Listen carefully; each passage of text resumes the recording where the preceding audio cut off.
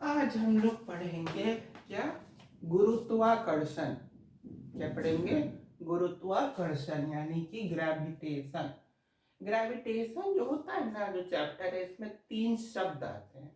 एक शब्द आता है आपका ग्रेविटेशन, दूसरा शब्द आता है आपका ग्रेविटेशनल फोर्स, और तीसरा शब्द आता है आपका ग्रेविटी। तीनों में अंतर क्या होता है? ग्रेविटेशन होता है आपका कि force of attraction due to अर्थ।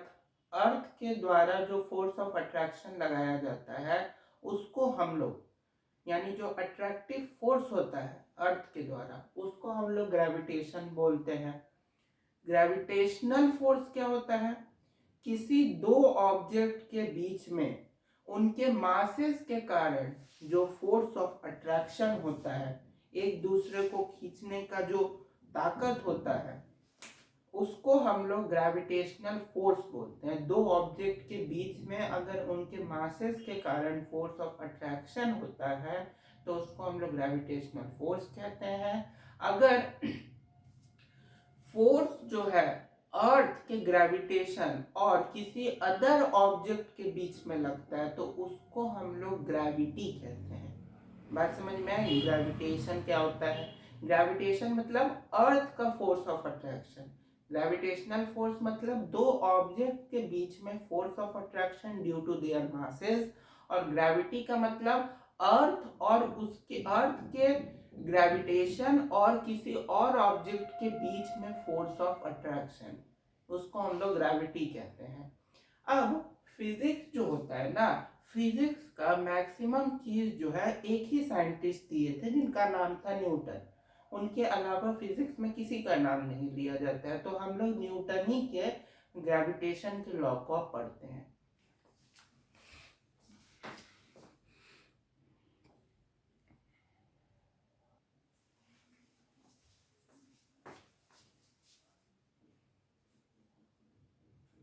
चलिए आगे। यहाँ देखिए, दो मोतीचूर का लड्डू दिख रहा है जो सफा। दो ऑब्जेक्ट है जिसका मास है m1 और एक का मास है m2। m1 जो है वो F12 फोर्स को अप्लाई कर रहा है, m2 जो है F21 फोर्स को अप्लाई कर रहा है। यहाँ पे आप समझ लो, दो ऑब्जेक्ट्स हैं जिनका मास है m1 m2, दोनों के बीच के जो दूरी है उसको हम लोग r से डिनोट किए, यानी कि r12 vector is equal to r21 vector is equal to r। ठीक। F12 क्या है? Force on one due to two, यानी फर्स्ट बॉडी पे टू के द्वारा जो फोर्स लग रहा है वो F12 है। ठीक है। और F21 क्या है? Force on two due to one, one के द्वारा, यानी कि ये आपका ऑब्जेक्ट वन है, m1 मास का ऑब्जेक्ट आपका ऑब्जेक्ट वन है, m2 का आपका m2 दूसरा ऑब्जेक्ट है। तो दूसरे ऑब्जेक्ट का पहले ऑब्जेक्ट पे जो मास है वो F12 और F21 क्या है? Force on two due to one, one के द्वारा जो टू पे फोर्स लग रहा है वो आपका F21 है। ठीक है। अब यहाँ पे समझ लो, R12 क्या है, R21 क्या है? R12 आपका यूनिट वेक्टर है जो कि M1 से M2 के बीच में, यानी R12 क्या है? A unit vector from M1 to M2 is R12 and R21 क्या है? The unit vector from M2 to M1, वही आपका क्या है? R2 vector. अब न्यूटन साहब ये बोले, न्यूटन साहब जो थे वो ये बोले कि आपका जो फोर्स होगा, फोर्स जो होगा वो मतलब आप इन दोनों के बॉडी के मास को जब मल्टीप्लाई कीजिएगा तो वो जितना आएगा उतना ही आपका फोर्स लगेगा। मतलब न्यूटन अंकल ये बोले कि force is equal to m1 into m2, ये एक बात बोले। दूसरा बात वो ये बोले कि फोर्स जो आप लगाइएगा ना, फोर्स जो आप लगाइएगा वो आप जितना डिस्टेंस पे लगा रहे हैं उसके स्क्वायर के इनवर्सली प्रोपोर्शनल होगा, उसके स्क्वायर के क्या होगा? इनवर्सली प्रोपोर्शनल होगा। तो हम लोग इस बात को मान लिए। मानने के बाद हम लोग क्या किए कि न्यूटन तो इतना बोल के चले गए, न्यूटन इतना बोल के चले गए। उसके बाद हमने क्या किया कि इस दोनों इक्वेशन को जोड़ दिया, इस दोनों को क्या किया, जोड़ दिया। जोड़ने के बाद हमको रिजल्ट कुछ ऐसा आया। रिजल्ट कैसा आया, ऐसा ऐसा रिजल्ट आ रहा था हमको। हमने सोचा कि इस यहाँ पे ये जो प्रोपोर्शनलिटी है इसी से वो इक्वेशन बना लेते हैं, यानी इसी से एक हम लोग कोई फॉर्मूला बना लेते हैं जिससे हम लोग क्वेश्चन बना सके। तो हम क्या किए कि ये जो दिख रहा है ना, ये ऐसे कैंची जैसा प्रोपोर्शनलिटी का साइन, इसको हमने हटा दिया कांस्टेंट के, और कांस्टेंट से रिप्लेस किया, और हमने उस कांस्टेंट की जगह जी रखा। कांस्टेंट की जगह क्या रखा, जी रखा।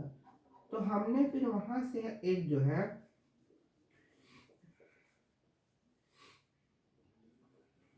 ये वाला आपका जी जो है वैल्यू रखा, और ये हमने जो है फॉर्मूला डेराइव किया कि ये भाई फॉर्मूला है जो कि हम दे रहे हैं, इससे आप लोग क्वेश्चन बना सकते हैं। लेकिन उसमें एक कंफ्यूजन आया कि भैया मास तो पता रहेगा, डिस्टेंस पता रहेगा, इस जी का मतलब क्या होता है। देखिए जी का मतलब होता है यूनिवर्सल ग्रेविटेशनल कांस्टेंट, जिसका वैल्यू हर वक्त, हर स्थान, हर दिशाओं में बराबर होगा। G is equal to 6.67 into 10 to the power minus 11 newton metre square पर kg स्क्वायर। हर दिशा, हर वक्त, हर समय इसका वैल्यू आपका इतना ही होगा। बात समझ में आई। तो हमसे पूछा गया कि आपने ये वैल्यू कहाँ से रख दिया, तो हम पूरा कैलकुलेट किए तो हमको इतना ही वैल्यू आया, तो हमने यही वैल्यू अपना रख दिया। तो आप लोग भी यही वैल्यू रखिएगा और ये वैल्यू रख के क्वेश्चन बनाइएगा। तो यहाँ पे हमने आपका डेरिवेशन कर दिया। इतना बात समझ में आया। अब ये जो आपका फोर्स है, ये जो फोर्स है, ये हम F फोर्स माने। यहाँ पे क्या किए कि जो फर्स्ट पे 2 के द्वारा जो फोर्स लग रहा था, यानी पहले बॉडी पे दूसरे के द्वारा जो फोर्स लग रहा था, और दूसरे बॉडी पे पहले के द्वारा जो फोर्स लग रहा था, उन दोनों को हमने बराबर माना। बराबर मान के उसको एक कांस्टेंट F से रिप्रेजेंट किया, कांस्टेंट F से रिप्रेजेंट किया, और उसी F को फिर हमने इसके रिप्रेजेंट किया। यानी कि एक तरह से यहाँ बोला जा सकता है कि क्या बोल सकते हैं कि F21 is equal to G times M1 M2 by R square. इसमें क्या कोई समस्या है, क्योंकि ये सारा तो एक दूसरे के बराबर है, और इसको फाइनली हम लोग किससे लिए हैं, F से, F का है, और उसी F को यहाँ पे हम लोग इसके बराबर मान रहे हैं। तो F21 यानी F21 इसके बराबर नहीं हो जाएगा, हो जाएगा, कोई इसमें दिक्कत की बात नहीं है। इसको एक काम करते हैं, तीसरा इक्वेशन मानते हैं। इसको क्या करते हैं, तीसरा इक्वेशन मानते हैं। थोड़ा जगह का भाव हो गया है, जगह बना ले।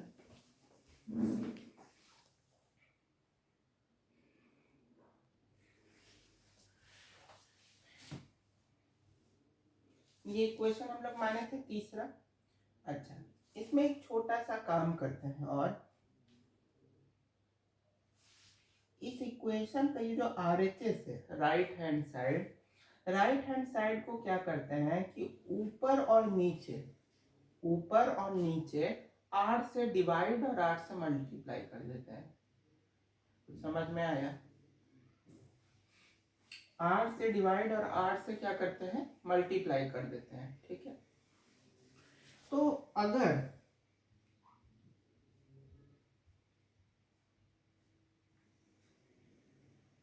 हम इसको ऊपर नीचे R से मल्टीप्लाई और R से अगर डिवाइड करें, ठीक, तो कोई दिक्कत तो नहीं होना चाहिए। अगर ऐसी बात है तो क्या हमको दिख रहा है नीचे आर क्यूब हो जाएगा, नीचे क्या हो जाएगा, आर क्यूब हो जाएगा। यानी कि ये इक्वेशन आपका फाइनली बनेगा GM1 M2 into R by R cube, इस टाइप का कुछ बनेगा। अब यहाँ पे ना हमको कुछ खंडित लग रहा है। खंडित क्या लग रहा है? खंडित ये लग रहा है, वाच भी वो हो गया कि यहाँ पे ये जो आर है, ये जो आर है, इस आर को इसके रिलेशन में ले आते हैं। मेरा मतलब है कि जैसे यहाँ f क्या है, 2 1 है, तो इस r को भी हम लोग 2 1 का लिख सकते हैं ना बाबा। इस r को हम लोग ऐसे तो लिख सकते हैं क्योंकि ये दोनों भाई तो बराबर है, हम लोग ले चुके हैं पहले ही। तो और नीचे भी सेम काम कर सकते हैं, नीचे भी सेम काम कर सकते हैं। तो यहाँ से एक चीज दिख रहा होगा कि F21 आपका G times M1 M2 R21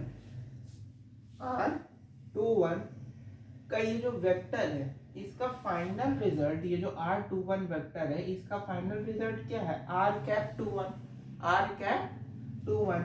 तो इस R12 वेक्टर बाई नीचे इस R की जगह पर भी हम लोग इस वैल्यू को रख सकते हैं, तो रख दीजिए R21 का होल क्यूब।